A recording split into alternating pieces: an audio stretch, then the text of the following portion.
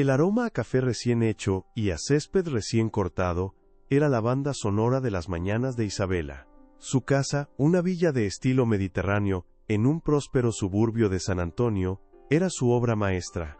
Cada cojín en su lugar, cada superficie de mármol brillando, cada flor en el jardín compitiendo en belleza. Durante 15 años, había sido la arquitecta de esa perfección, la esposa trofeo de Mateo y la madre de 2 adolescentes que se movían por la casa como fantasmas con audífonos. Ella había sacrificado su carrera en diseño de interiores por este lienzo, una vida que, si la miraba de cerca, ya no sentía como suya. Mateo entró en la cocina, ya vestido con uno de sus trajes caros, no le dio los buenos días. Solo tomó la taza de café que ella le sirvió y le echó un vistazo a su teléfono. ¿Hoy tienes algo importante?, preguntó Isabela, intentando que su voz sonara casual. Él ni siquiera levantó la vista. «Reuniones». «Todo el día», respondió, su tono cortante como el filo de un cuchillo. Esa era su nueva normalidad.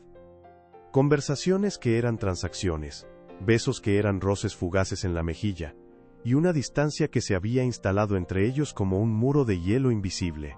Isabela se dijo a sí misma que era el estrés del trabajo. Siempre era el estrés.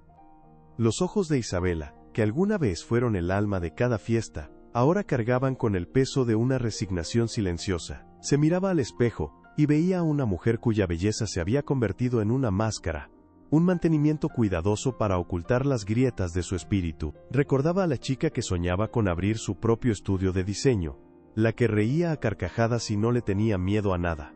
¿Dónde había quedado esa mujer?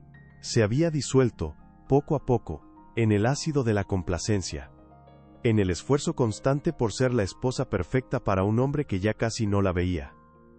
Los signos estaban ahí, como pequeñas alarmas que ella se esforzaba por silenciar, las llamadas que Mateo contestaba en otra habitación, cerrando la puerta suavemente, el perfume nuevo, uno más caro y audaz que el que siempre usaba, las noches en que llegaba tarde, con el aliento oliendo a un vino que no tenían en casa y una excusa demasiado pulida en los labios.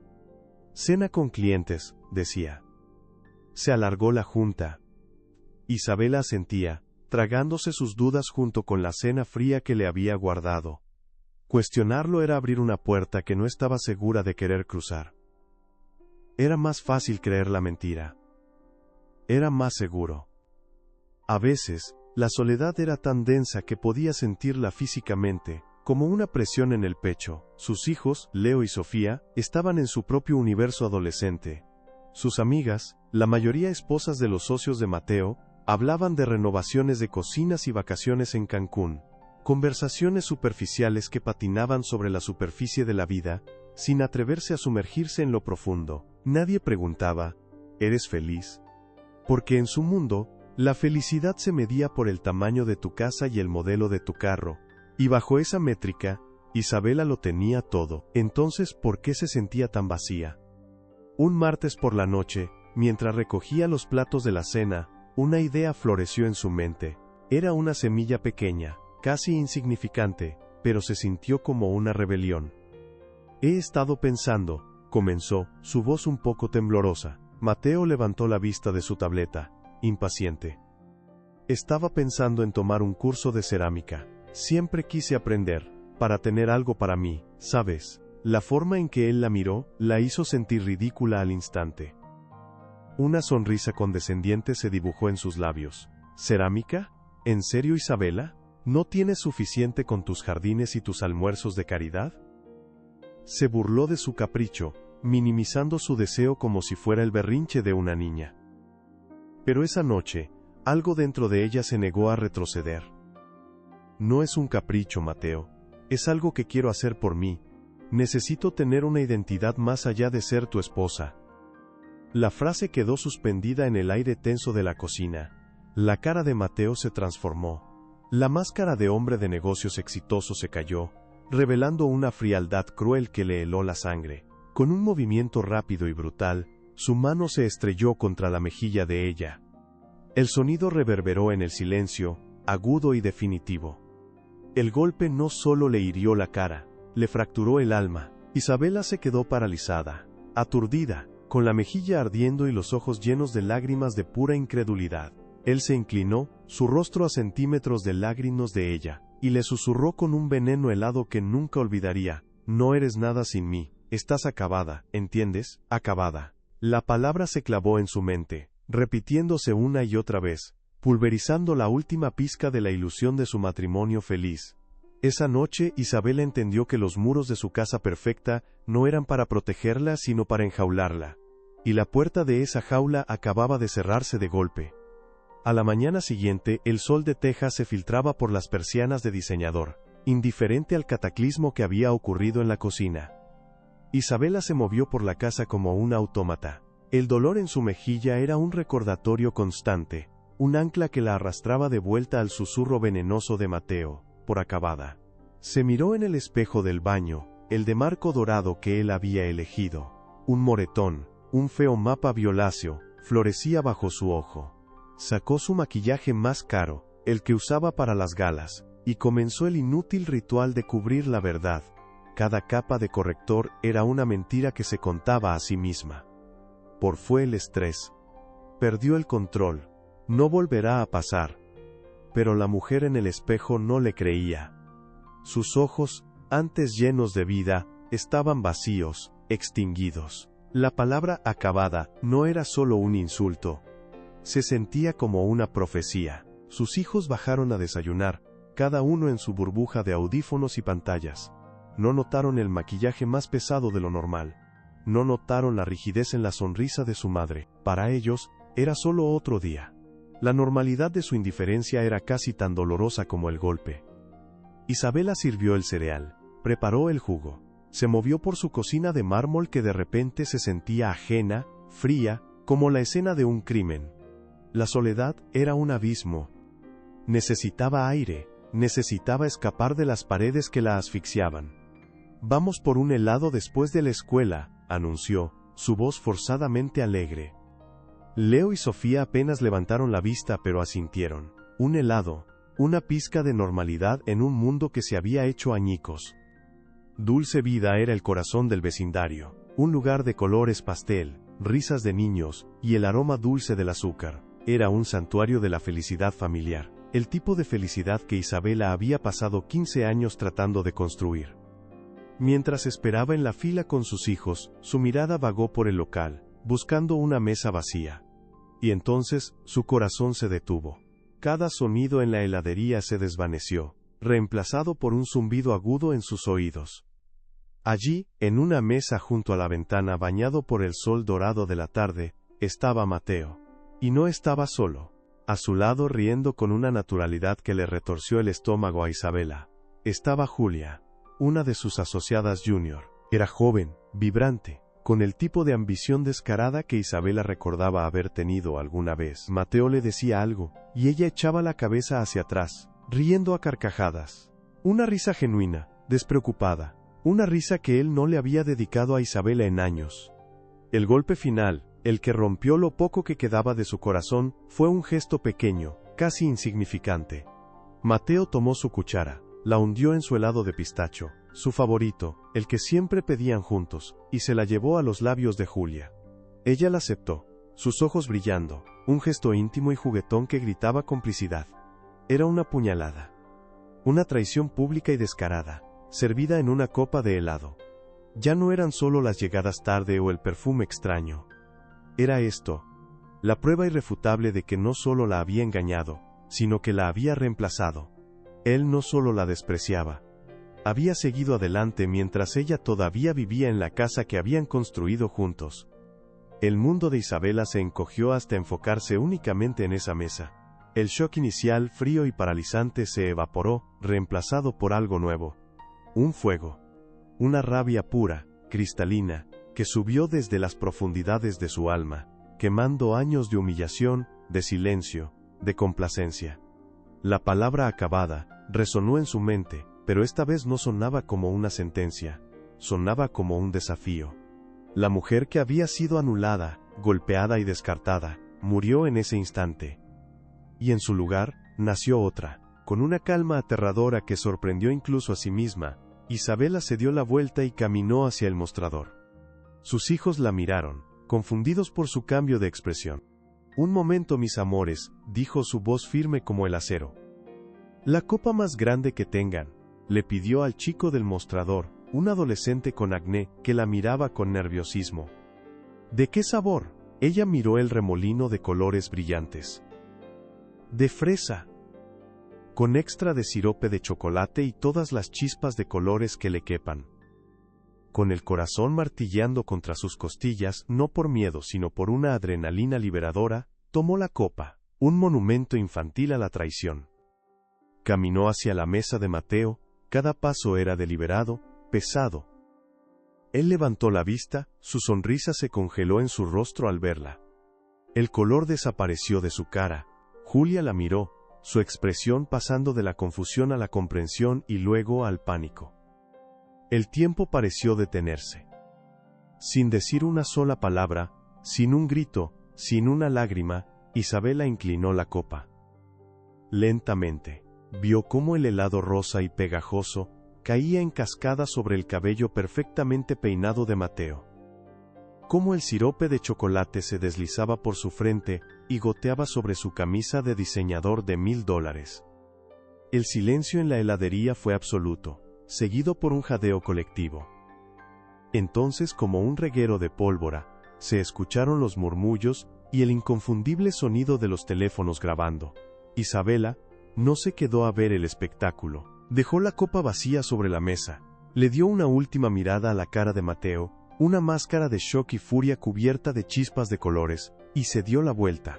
Este acto no fue una estrategia, fue un grito de guerra, una declaración de que la mujer acababa de empezar a luchar.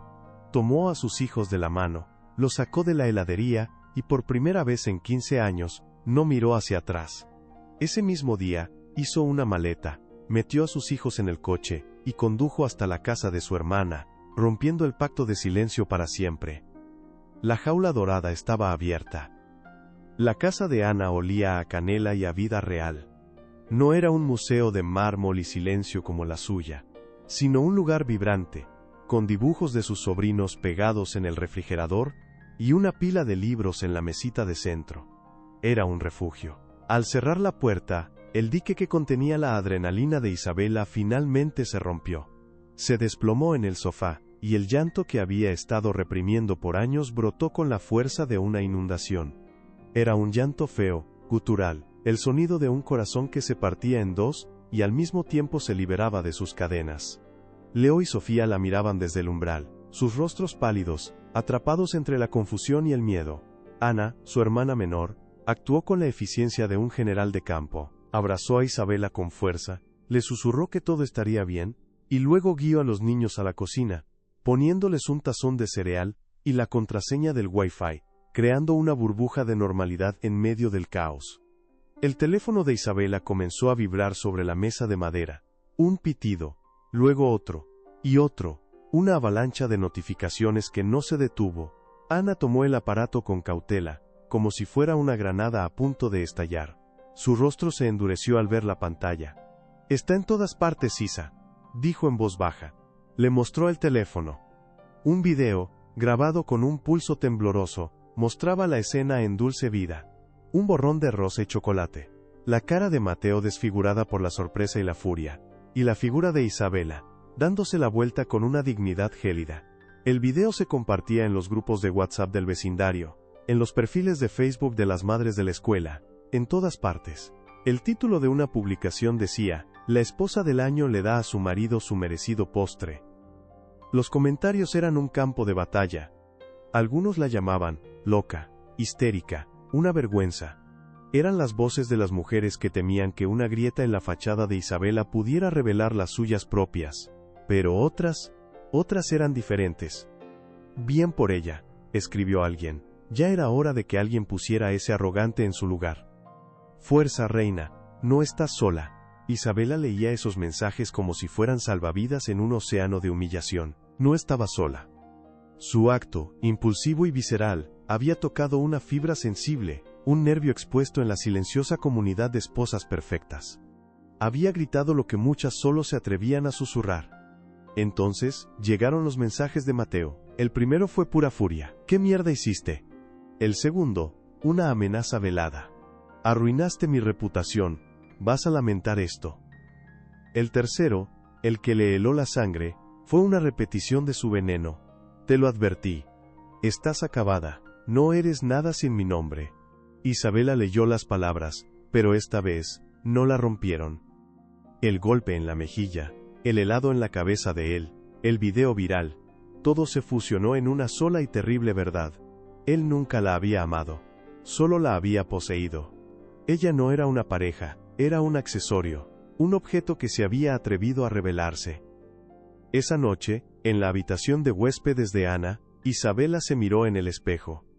El moretón seguía ahí, un recordatorio púrpura de la violencia privada que había precedido a la humillación pública. Pero por primera vez, no vio a una víctima. Vio a una sobreviviente. La mujer que había volcado ese helado, no era la misma que había aguantado años de desprecio silencioso. La palabra acabada resonó de nuevo en su cabeza. Pero su significado había cambiado. No era una sentencia de muerte. Era una línea de partida. Él creía que la había terminado, pero solo la había despertado. Al día siguiente, con los ojos hinchados pero la voz firme, Isabela hizo una llamada. Ana, necesito el número de esa abogada de la que me hablaste una vez. La tiburona. Ana sonrió, una sonrisa de orgullo feroz. Laura Vargas, ya te lo estoy enviando. Isabela marcó los números, su dedo temblando ligeramente. Cuando la recepcionista contestó, respiró hondo. Hola, mi nombre es Isabela Ríos, necesito una cita urgente con la señora Vargas. Sí, esperaré. Mientras esperaba en la línea, escuchando la música insípida, sintió un cambio tectónico en su interior. Estaba pasando de la reacción a la acción. Estaba tomando el control. Mateo apareció esa tarde, no llamó al timbre, golpeó la puerta con la arrogancia de quien cree que todas las puertas deben abrirse para él. Ana fue quien abrió, bloqueando la entrada con su cuerpo. Vete de aquí, Mateo. Él intentó sonreír, una caricatura de su encanto habitual.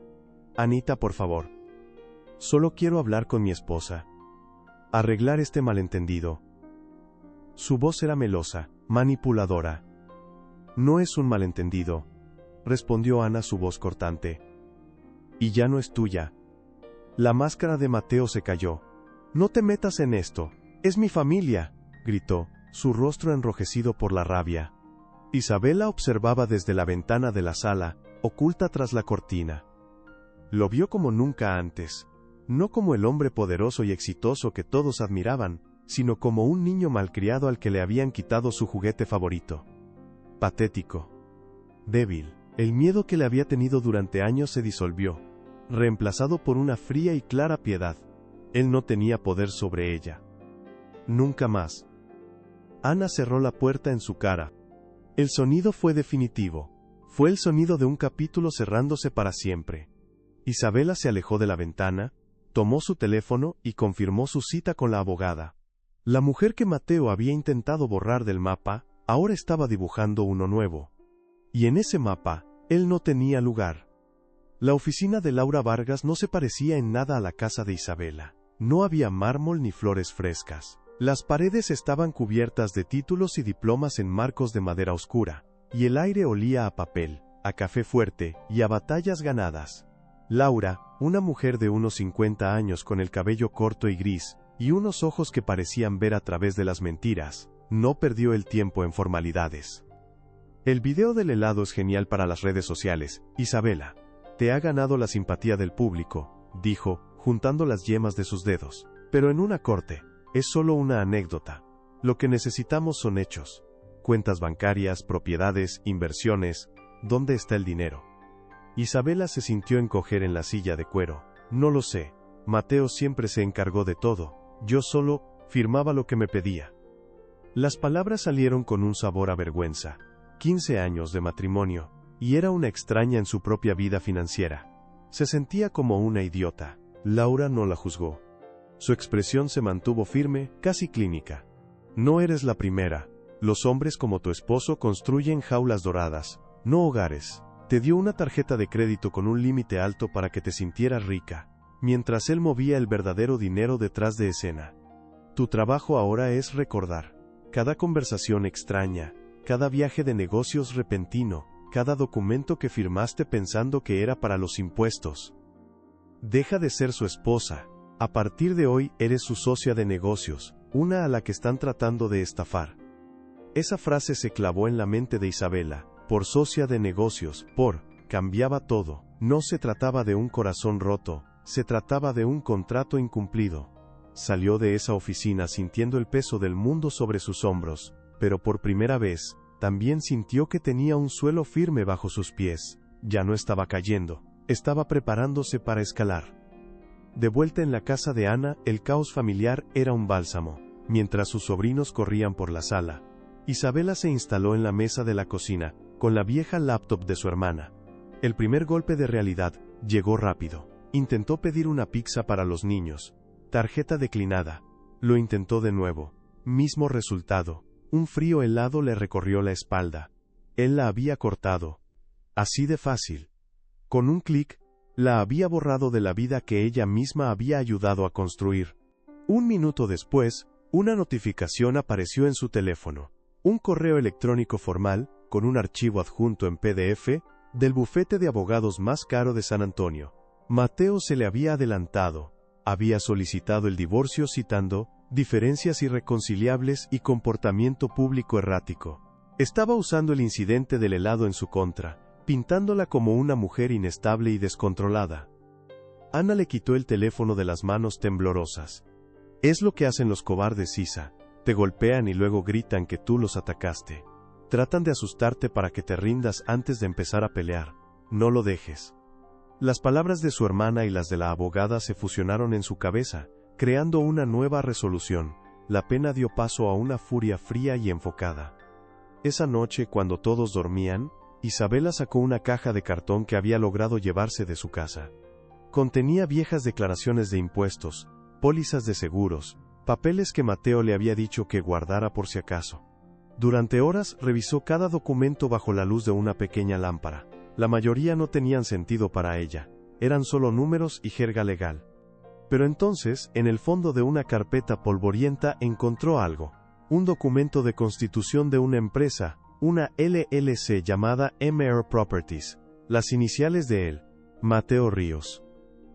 La dirección registrada era la de su propia casa. Un recuerdo vago, como una fotografía borrosa, apareció en su mente.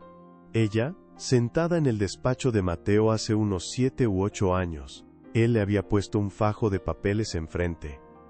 Firma aquí y aquí, mi amor. Es para proteger la casa, por si algo le pasa al negocio. Pura burocracia. Ella había firmado. Sin leer. Sin preguntar. Confiando ciegamente. Se dio cuenta, con un horror que le revolvió el estómago, de que la casa, por casa, el lienzo de su vida, probablemente no estaba a nombre de ellos. Estaba a nombre de su compañía, una compañía de la que ella no era parte. No gritó, no lloró. Su corazón latía con una fuerza tranquila y peligrosa. Tomó su teléfono, le sacó una foto nítida al documento, y se la envió a Laura Vargas. No escribió un párrafo desesperado. Solo una pregunta corta, precisa, como una bala. ¿Qué es esto? Luego, se levantó y fue al baño, se miró en el espejo. Las ojeras eran profundas, y el rastro del moretón aún era visible bajo el maquillaje. Pero sus ojos eran diferentes. El vacío se había ido. En su lugar, había un brillo. Un destello de acero.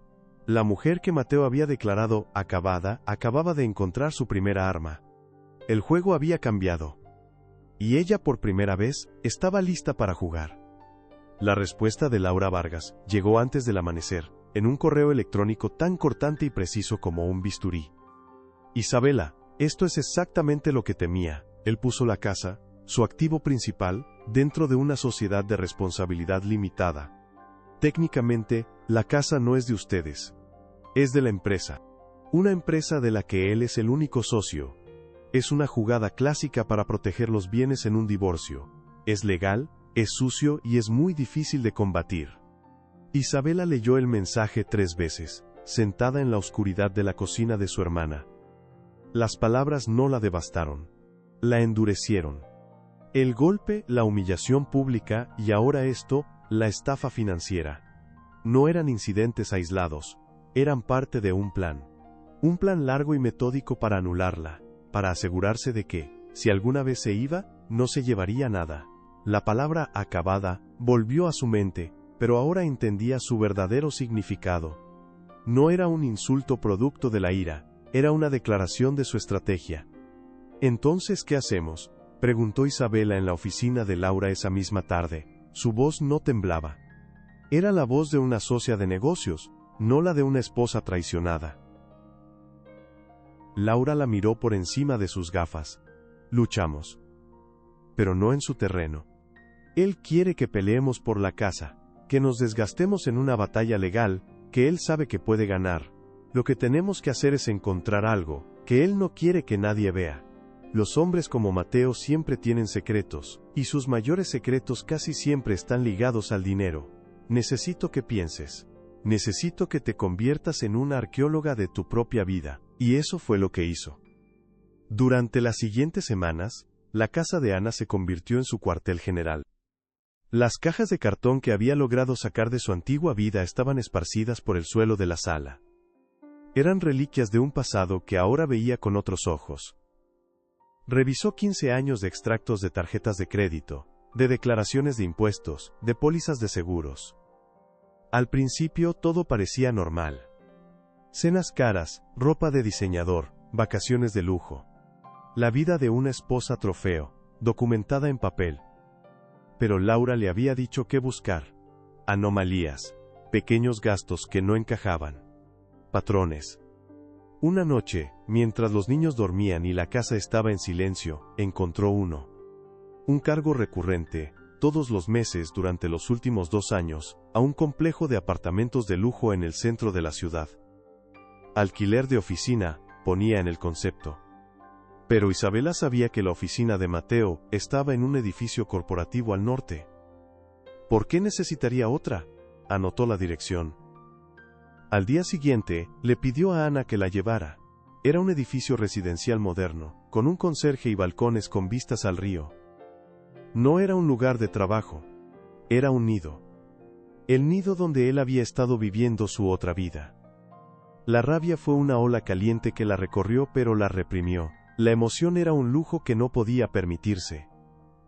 Volvió a las cajas, empezó a mirar las fotos no con nostalgia, sino con la fría precisión de una investigadora. Vio una foto de un viaje de negocios a Aspen. Mateo sonreía a la cámara, y detrás de él, en un reflejo casi imperceptible en la ventana de una tienda, se veía la silueta de una mujer con el cabello largo y oscuro. Julia. En otra, una cena de la empresa. Mateo tenía el brazo alrededor de Isabela, pero su mirada estaba en otra parte, dirigida a la joven asociada que reía en el otro extremo de la mesa. Las pruebas estaban ahí, siempre habían estado ahí, ocultas a plena vista. Ella simplemente no había querido verlas. El verdadero descubrimiento, sin embargo, llegó de la fuente más inesperada. Rebuscando en una vieja caja de recuerdos de la universidad, encontró un libro de contabilidad que Mateo usaba en sus primeros años, antes de que tuvieran dinero para contratar a un contador. Era un hombre meticuloso. Lo anotaba todo. Y dentro de ese viejo libro, metido entre las páginas, había un pequeño cuaderno de espiral. No era antiguo, era reciente. En él, con la misma caligrafía precisa, Mateo llevaba una contabilidad paralela. Una lista de trabajos de construcción pagados en efectivo, ingresos que nunca se declararon. Y al lado, una lista de gastos. Pagos mensuales al apartamento del centro. Un pago inicial para un Mercedes-Benz a nombre de Julia Torres. Joyas de Tiffany Siglo. Vacaciones en Tulum. Todo estaba allí, en blanco y negro. La prueba irrefutable de que no solo había usado dinero conyugal para financiar su aventura, sino que había estado cometiendo fraude fiscal durante años. Había construido su imperio sobre una base de mentiras, no solo para ella, sino también para el gobierno. Isabela sintió que el aire abandonaba sus pulmones. No era euforia. Era el peso abrumador de la verdad. Este cuaderno no era solo un arma para su divorcio, era una bomba nuclear. Podía destruirlo. Arruinar su reputación, sus negocios, su libertad. Por un momento, sintió la tentación de hacerlo. De quemarlo todo hasta los cimientos, tal como él había intentado hacer con ella. Pero entonces, vio su propio reflejo en la pantalla oscura de la laptop. Vio el cansancio en sus ojos, pero también una fuerza que no reconocía. Destruirlo la convertiría en él. Y ella no era él. Al día siguiente, se sentó frente a Laura Vargas y deslizó el cuaderno sobre el escritorio de caoba. No dijo nada. Laura lo abrió, sus ojos escaneando las páginas. Su expresión, normalmente impasible, se transformó lentamente. Una ceja se arqueó. Luego, una sonrisa casi imperceptible, tiró de la comisura de sus labios. Cerró el cuaderno con un chasquido suave y definitivo. Bueno, Isabela, dijo, su voz teñida de un respeto nuevo. Parece que la socia de negocios acaba de encontrar el desfalco. Ya no vamos a pedir una parte justa. Ahora vamos a dictar los términos de su rendición. La reunión se celebró en la sala de conferencias de Laura, un espacio neutro y frío. Mateo entró con su abogado, exudando la misma arrogancia de siempre. Se sentó frente a Isabela, sin mirarla. ¿Qué quieres, Isabela?, dijo, su tono cargado de desdén. ¿Una pensión más grande para tus clases de cerámica? Isabela no respondió, miró a Laura. Laura, con una calma teatral, deslizó una copia del pequeño cuaderno sobre la mesa. El abogado de Mateo lo tomó, confundido. Mateo lo miró, y todo el color desapareció de su rostro. Su cuerpo se puso rígido. Levantó la vista, sus ojos finalmente encontrándose con los de Isabela. Y por primera vez, ella no vio rabia ni desprecio. Vio miedo. Puro y absoluto pánico. Estaba atrapado. Y lo sabía. Estos son nuestros términos, dijo Laura, su voz cortando el silencio. Isabela renuncia a cualquier reclamación sobre la casa y los activos dentro de MR Properties. A cambio, usted liquidará la mitad de sus cuentas de inversión personales, y las transferirá a una cuenta a su nombre. Pagará la matrícula universitaria completa de ambos hijos. Y firmará un acuerdo de confidencialidad que le prohíbe hablar de ella, de sus hijos o de este acuerdo. Nunca. Hizo una pausa, dejando que el peso de la palabra flotara en el aire. Esta pequeña libreta encuentra su camino hacia el escritorio de un auditor del IRS. Tú eliges, Mateo. Silencio. El abogado de Mateo le susurraba frenéticamente al oído. Pero Mateo no escuchaba. Solo miraba a Isabela, a la mujer que había llamado acabada, a la que había creído débil y dependiente. La mujer que ahora sostenía su futuro entero en la palma de su mano y se negaba a aplastarlo, pero también se negaba a dejarlo ir. Él asintió lentamente, una única y temblorosa inclinación de cabeza. Derrotado, Isabela no sonrió. No sintió ninguna alegría en su victoria. Solo sintió el clic de una cerradura abriéndose.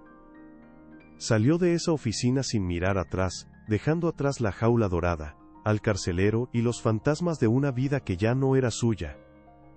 Caminó hacia el sol de la tarde de San Antonio, no como una mujer que lo había perdido todo, sino como una mujer que finalmente era libre para construir algo propio desde cero.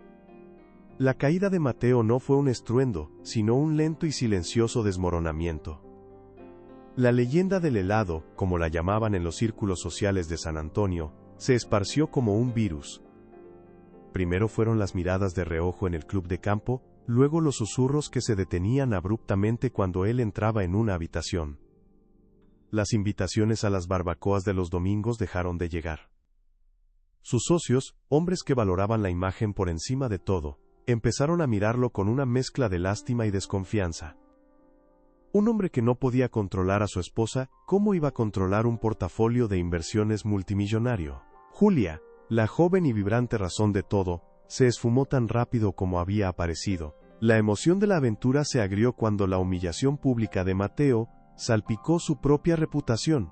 Ella no se había enamorado de un hombre cubierto de helado de fresa, sino de un símbolo de poder. Cuando el símbolo se agrietó, su interés se desvaneció. Lo dejó con un mensaje de texto corto y frío. borrándolo de su vida con la misma facilidad con la que se elimina un contacto. Mateo se encontró solo. La villa mediterránea, antes el escenario de su éxito, ahora era un mausoleo de mármol frío. Cada habitación impecable le recordaba a Isabela, a la vida que él había dinamitado por arrogancia. El eco de sus propios pasos era el único sonido que rompía el silencio. A veces por la noche, se servía un whisky caro, y miraba por los ventanales el jardín perfectamente cuidado, un jardín que ella había creado y que ahora se sentía ajeno, como el decorado de una obra de teatro que había terminado. La palabra que le había escupido a ella, acabada, ahora rebotaba en las paredes vacías, burlándose de él. Él era el que estaba acabado. Un rey destronado en un reino de silencio. 18 meses después, el aire en la vida de Isabela olía diferente. El aroma ya no era a césped recién cortado y a productos de limpieza caros, sino a arcilla húmeda, a esmalte de cerámica y a café de grano recién molido. Había usado el dinero del acuerdo para alquilar un pequeño local en un barrio artístico del centro. Lo llamó Arcilla y Alma. No era grande ni lujoso, pero cada centímetro era suyo. Las paredes de ladrillo visto estaban decoradas con sus propias creaciones y las de sus alumnos. Isabela también era diferente.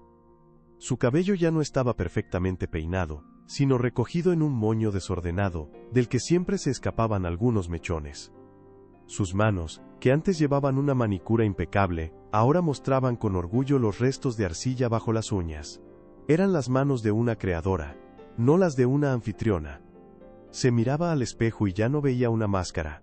Veía arrugas de risa alrededor de sus ojos, ojos que habían recuperado su brillo. Veía a una mujer que había sobrevivido a una guerra, y había salido del otro lado, no ilesa, pero sí entera. Leo y Sofía pasaban las tardes en el taller después de la escuela. La tensión que había envenenado su antiguo hogar se había disipado. Ahora hablaban con ella, no a través de ella. Le contaban sobre su día mientras moldeaban torpemente sus propias piezas de arcilla. Veían a su madre no como una figura decorativa, sino como una mujer fuerte y real, y en sus ojos Isabela encontró una validación más valiosa que cualquier estatus social. Su hermana Ana era una presencia constante trayendo café y chismes, su risa era la banda sonora de esa nueva vida. Una tarde de otoño, un Mercedes negro se detuvo al otro lado de la calle del taller. Mateo observaba desde el interior, oculto tras los cristales tintados. Vio a Isabela a través del ventanal. Estaba de pie junto a un torno de alfarero, enseñándole a una niña cómo centrar la arcilla. Estaba cubierta de manchas de barro, con una sonrisa paciente y genuina en el rostro. Y entonces, se rió. Una risa abierta sonora, una que él no recordaba haberle escuchado en más de una década. No había ira en el rostro de Mateo, solo el vacío helado del reconocimiento. La mujer que veía allí, vibrante y llena de propósito, era la mujer de la que se había enamorado 20 años atrás. La mujer que él mismo, con su control, su desprecio y su traición, había intentado extinguir. Y había fracasado. Ella no solo no estaba acabada, había renacido de las cenizas del matrimonio que él había quemado. Él arrancó el motor y se alejó, no como un depredador que acecha a su presa, sino como un fantasma que se aleja de una vida en la que ya no tiene cabida.